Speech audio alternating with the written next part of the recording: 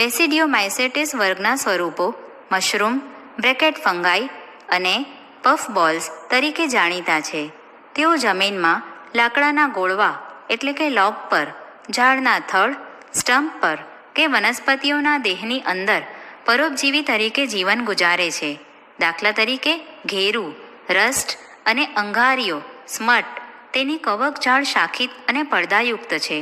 અલિંગી બીજાણુઓ સામાન્ય રીતે જોવા મળતા નથી, પરંતુ અવખંડન દ્વારા થતું વાનસ્પતિક પ્રજનન સામાન્ય છે.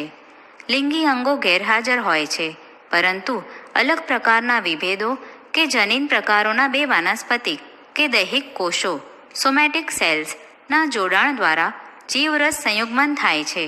આના પરિણામે દ્વિકોષ કેન્દ્રી રચના બને છે કે જે અંતમાં પ્રકણી બીજાણુધાની બેસિડિયમ તરીકે વિકાસ પામે છે. પ્રકણી ધાનીમાં કોષ કેન્દ્ર સંયુગ્મન અને અર્ધીકરણ થવાથી 4 પ્રકણી બીજાણુઓ બેસિડિયોસ્પોર્સ ઉત્પન્ન થાય છે. પ્રકણી બીજાણુઓ પ્રકણી બીજાણુધાની પર બહિર્જાત રીતે ઉત્પન્ન થાય છે. પ્રકણી બીજાણુઓ ધાની ફળકાયોમાં ગોઠવાયેલી હોય છે, જેને પ્રકણી ધાની કાયો બેસિડિયોકાર્પ કહે છે. એગેરિક્સ એટલે કે મશરૂમ, યુસ્ટિલાગો અંગારિયા માટે જવાબદાર ફૂગ અને પક્સિનિયા ગેરુ માટે જવાબદાર ફૂગ સામાન્ય રીતે આ વર્ગના સભ્યો છે.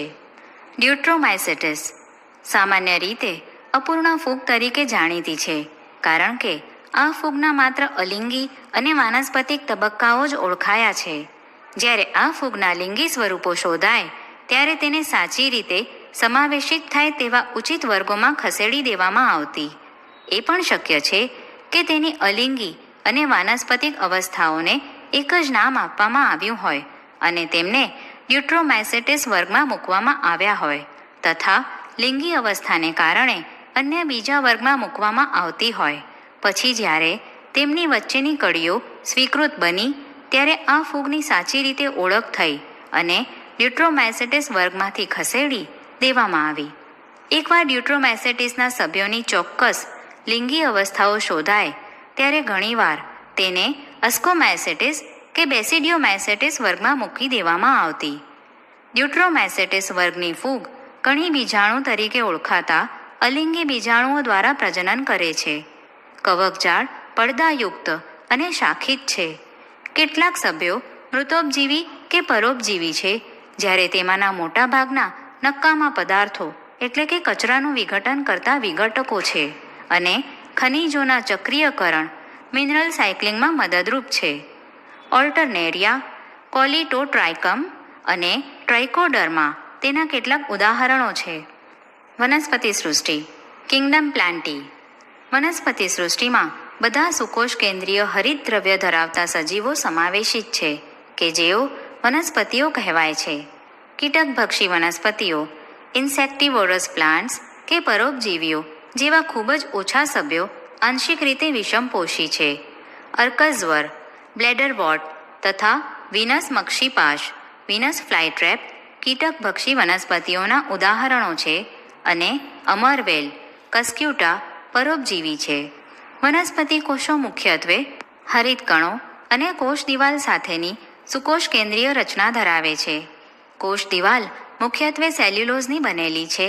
તમે પ્રકરણ 8માં સુકોષ કેન્દ્રીય કોષ રચનાનો વિસ્તૃતમાં અભ્યાસ કરશો. લીલ અલ્ગે, દ્વિઅંગીઓ બ્રાયોફાઇટ્સ, ત્રિઅંગીઓ ટેરિડોફાઇટ્સ, અનાવૃત્ત બીજધારીઓ જિમ્નોસ્પમ્સ અને આવૃત બીજધારીઓ એન્જિયોસ્પમ્સ વનસ્પતિઓ આ સૃષ્ટિમાં સમાવેશિત છે. વનસ્પતિઓના જીવનચક્ર બે વિશિષ્ટ તબક્કાઓ ધરાવે છે. દ્વિકીય બીજાણુજનક ડિપ્લોઇડ સ્પોરોફાઇટિક અને એકકીય જન્યુજનક હેપ્લોઇડ ગેમેટોફાઇટિક જે એકબીજાને એકાંતરે છે. એકકીય તથા દ્વિકીય તબક્કાઓની સમયાવધિ અને આ તબક્કાઓ મુક્તજીવી છે કે એકબીજા પર આધારિત છે તે વનસ્પતિઓના જુદા જુદા જૂથો એટલે કે પ્રકારોમાં અલગ અલગ હોય છે. આ પ્રકારની ઘટનાને એકાંત રજનન એટલે કે ઓલ્ટરનેશન ઓફ જનરેશન કહે છે. તમે પ્રકરણ 3માં પણ આ સૃષ્ટિનો ફરીથી વિસ્તૃતમાં અભ્યાસ કરશો. પ્રાણી સૃષ્ટિ કિંગડમ એનિમલિયા. વિષમપોષી સુકોષ કેન્દ્રીય સજીવો દ્વારા આ સૃષ્ટિને વર્ગીકૃત કરાય છે, જે બહુકોષીય છે અને તેમના કોષો કોષ દિવાલો વિહીન હોય છે. તેઓ ખોરાક માટે પ્રત્યક્ષ કે પરોક્ષ રીતે વનસ્પતિઓ પર આધાર રાખે છે. તેઓ તેમના ખોરાકનું પાચન અંતઃસ્થ ગુહા ઇન્ટરનલ કેવિટી અન્નમાર્ગમાં કરે છે અને સંચિત ખોરાક ગ્લાયકોજન કે ચરબી તરીકે સંગ્રહ કરે છે. તેમના પોષણનો પ્રકાર પ્રાણીસમ હોલોઝોઇક છે. ખોરાકના અંતઃગ્રહણ ઇન્જેક્શન દ્વારા તેઓ ચોક્કસ વૃદ્ધિ પ્રક્રિયાને અનુસરે છે અને ચોક્કસ આકાર અને કદ સાથે પુખ્તતામાં વિકાસ પામે છે. ઉચ્ચ સ્વરૂપો તેઓના ઉપયોગ મુજબ વિકસિત ઇલેબોરેટ સંવેદનાત્મક સેન્સરી અને ચેતાચાલક ન્યુરોમોટર ક્રિયાવિધિ દર્શાવે છે. તેમાંના મોટાભાગના પ્રચલન લોકોમોશન કરવા સક્ષમ હોય છે.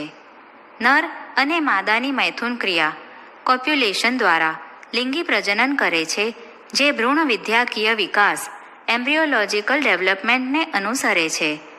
વિવિધ સમુદાયોના સ્પષ્ટ દેખાતા વિશિષ્ટ લક્ષણોનું પ્રકરણ 4માં વર્ણન કરેલ છે. વિટેકરની 5 સૃષ્ટિ વર્ગીકરણ પદ્ધતિમાં વાયરસ અને વિરોઇડ્સ જેવા કેટલાક અકોષીય સજીવો તેમજ લાઇકેન્સનો ઉલ્લેખ કરવામાં આવ્યો નથી. અહીં તેઓની સંક્ષિપ્ત રજૂઆત કરી છે.